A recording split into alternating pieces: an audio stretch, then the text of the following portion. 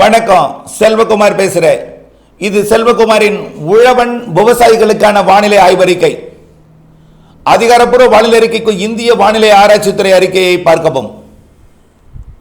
அனைத்து மாநிலங்களுக்குமான வானிலை ஆய்வறிக்கை. அதிகாரப்பூர்வ வானிலை அறிக்கைக்கு இந்திய வானிலை ஆராய்ச்சித்துறை அறிக்கையை பார்க்கவும். 2025 ஜூலை 16 புதன்கிழமை அதிகாலை நிலவர ஆய்வறிக்கை. தற்பொழுது மழை பெய்து கொண்டிருக்கக்கூடிய இடங்களை பார்த்தீங்கன்னா, வட இந்தியாவில் சிம்லா அதீத மழைப்பிடிப்பு பொழிந்து வருகிறது. லூதியானா மற்றும் பாட்டியாலா மற்றும் டெல்லிக்கு வடக்கே எல்லாமே மழை தான்.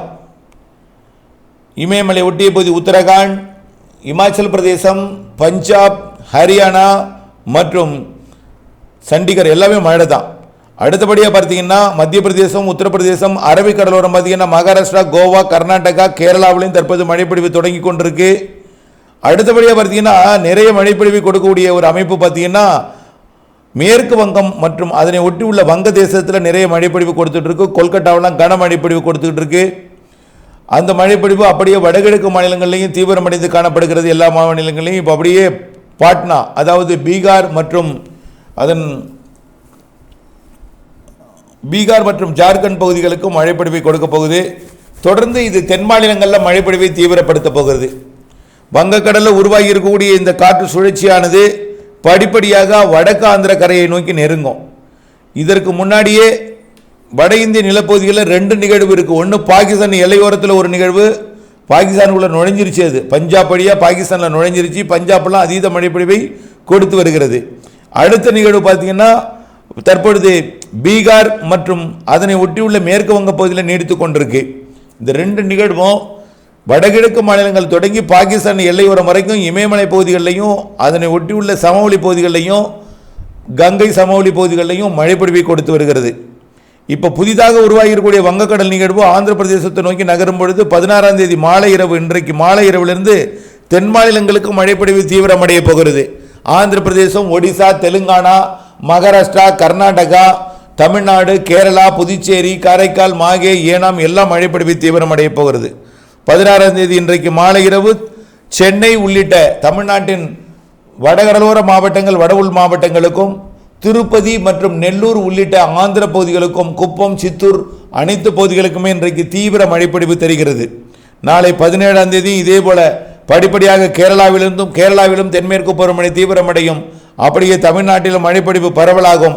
நாளை தஞ்சாவூர் உள்ளிட்ட டெல்டா மாவட்டங்களின் நாகப்பட்டினம், வேளாங்கண்ணி உள்ளிட்ட பகுதிகளுக்கும் நாளை உறுதியாக மழை தருகிறது. வியாழக்கிழமை இன்றைக்கே வாய்ப்பு இருக்கு, நாளை உறுதியாக தருகிறது. இப்படி தமிழ்நாட்டில் மழைப்பொழிவு படிப்படியாக பரவலாகும். கேரளாவில் மழைப்பொழிவு படிப்படியாக தீவிரமடையும். கர்நாடகாவிலும் தீவிரமடையும். ஆந்திர பிரதேச, தெலுங்கானாவிலே மாலை இரவு மழைப்பொழிவு சற்று கனமாக இருக்கும். ஒட்டுமொத்த ஆந்திர பிரதேசம், தெலுங்கானா மற்றும் தெற்கு ஆந்திர பிரதேசம், தெற்கு கர்நாடகாவிற்கெல்லாம் வரக்கூடிய நாட்களில் மிக கனமழை பொழிவு காத்திருக்கு. வடகடலோரம், வட உள் மாவட்ட பகுதிகளுக்கும் மிக கனமழை பொழிவு ஆங்காங்கே இருக்கும். பரவலான மழைப்பொழிவு இருக்கும். ஆக தற்பொழுது வட மாநிலங்களில் தீவிரமடைந்திருக்கக்கூடிய தென்மேற்கு பருவமழை பாகிஸ்தான் எல்லையோரம் நோக்கி 2 நிகழ்வும் நகர்ந்து போய்விடும் என்பதனால பிறகு வங்கக்கடலில் உருவாகக்கூடிய நிகழ்வு காற்றை தமிழ்நாடு உள்ளிட்ட தென் மாநிலங்களில் கூடுதலாக குவிக்கும்.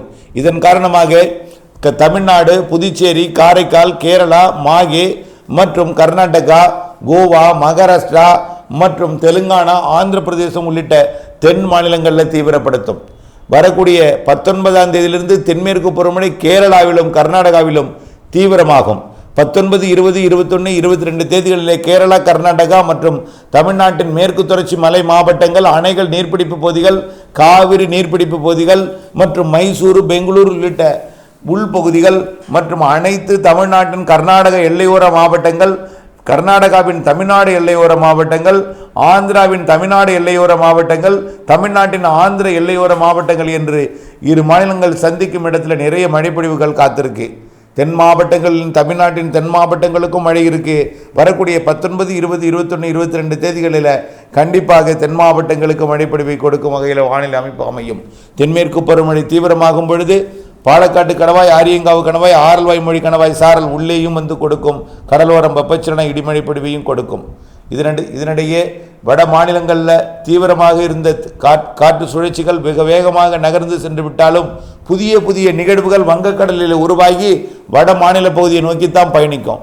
இப்பொழுது ஒடிசாவை நோக்கி பயணிக்கக்கூடிய இப்பொழுது உருவாகக்கூடிய காற்று சுழற்சி வடக்கு ஆந்திர பிரதேசம் தெற்கு ஒடிசா பகுதியை நோக்கி நகர்ந்து இறுதியில் தீவிரமாக அடைவது மத்திய ஒடிசாவாக இருக்கும். அது உள்ளே பயணிக்கும், ராஜஸ்தான் வரைக்கும் பயணிக்கும். அடுத்த நிகழ்வு தெற்கு ஒடிசாவில் உருவாகி அது குஜராத் நோக்கி பயணிக்கும். அடுத்த நிகழ்வு வடக்கு ஆந்திர பிரதேசம் தெற்கு ஒடிசா எல்லையில் உருவாகி அது அப்படியே மகாராஷ்டிரா வழியாக குஜராத் நோக்கி பயணிக்கும். அடுத்த நிகழ்வு ஆந்திர பிரதேசத்தின் வடக்கு உருவாகி தெலுங்கானா வழியாக மகாராஷ்டிரா நோக்கி பயணிக்கும். இப்படி ஒவ்வொரு நிகழ்வாக தெற்கு நோக்கி பகரும். செப்டம்பர் மாதம் 2வது வாரத்தில் வரக்கூடிய நிகழ்வு ஆந்திர பிரதேசத்தின் மத்தியில் உருவாகி தெலுங்கானா மகாராஷ்டிரா கோவா வழியாக அரபிக்கடல் நோக்கி பயணிக்கும். செப்டம்பர் மாதம் 2வது வாரத்தில் வங்கக்கடலிலும் இலங்கையை ஒட்டிய பகுதிகளிலும் வளிமண்டல சுழற்சி ஏற்படும். வங்கக்கடல் நீரோட்டம் வலுவாக இருக்கிறது. அதுவும் குறிப்பாக இலங்கையை சுற்றி குமரிக்கடல் நீரோட்டம்லாம் வலுவாக இருக்கிறது. கடல் வெப்பம் 31 டிகிரி வரை உயர்ந்திருக்கிறது. ஒரு இடத்துல 30 டிகிரி பரவலாக இருக்கிறது. தமிழ்நாட்டின் கடற்கரையை ஒட்டி ஒட்டுமொத்த வங்கக்கடலில் 29-30 டிகிரி பரவலாகவே இருக்கிற காரணத்தினாலே நல்ல மழை இருக்கிறது. அரபிக்கடலோர கேரள கடலோரத்திலும் 29 இருக்கிறது, அது 30ஆக உயரும்.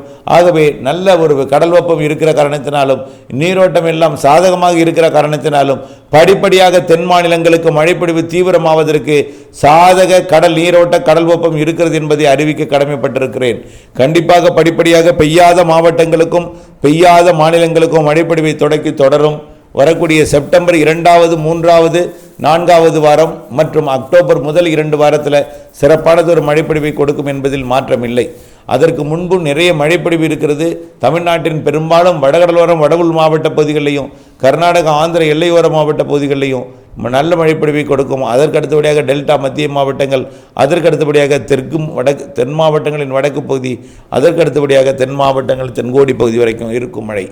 ஆகவே மழைப்பொழிவு இருக்கிறது என்பதை நம்பிக்கை கொண்டு வட மாநிலங்களில் 75% இடங்களில் விவசாயத்துக்கு ஏற்ற பொருளாதாரத்தை உயர்த்தக்கூடிய மழைப்பொழிவாகவும் 25% இடங்களில் வரக்கூடிய அதாவது ஆகஸ்ட் செப்டம்பர்ல எல்லாம் ஒடிசா ஆந்திர பிரதேசம் சத்தீஸ்கருக்கெல்லாம் மகாராஷ்டிராவிற்கெல்லாம் பாதிப்பை ஏற்படுத்தக்கூடிய 25% இடங்களில் பாதிப்பை ஏற்படுத்தக்கூடிய மழைப்பொழிவுகள் காத்திருக்கு. ஆகவே மழை இன்னும் தீவிரமடையும். வட மாநிலங்களிலிருந்து மத்திய மாநிலங்களுக்கும் பிறகு தென் மாநிலங்களுக்கும் தீவிரமடையும் என்பதை நினைவில் கொண்டு வானிலை முன்னெச்சரிக்கையுடன் இணைந்திருந்து வானிலை இருந்து விவசாயம் செய்திடவும் திட்டமிட்ட வேளாண்மைக்கு அப்டேட்ஸ் அவசியம் என்பதை உணர்ந்திடவும் அன்போடு கேட்டுக்கொள்கிறேன். மழைப்பொழிவு நன்றாக இருக்கிறது. மழைநீரை சேகரிக்க மழைநீர் சேகரிப்பு அமைப்பை அமைத்திடுங்கள். கைவசம் நீர்த்தேக்கி கவலை இல்லாமல் விவசாயம் செய்திட அன்போடு கேட்டுக்கொள்கிறேன். இணைந்தே இருங்கள் வானிலை ஆய்வறிக்கையுடன். நன்றி.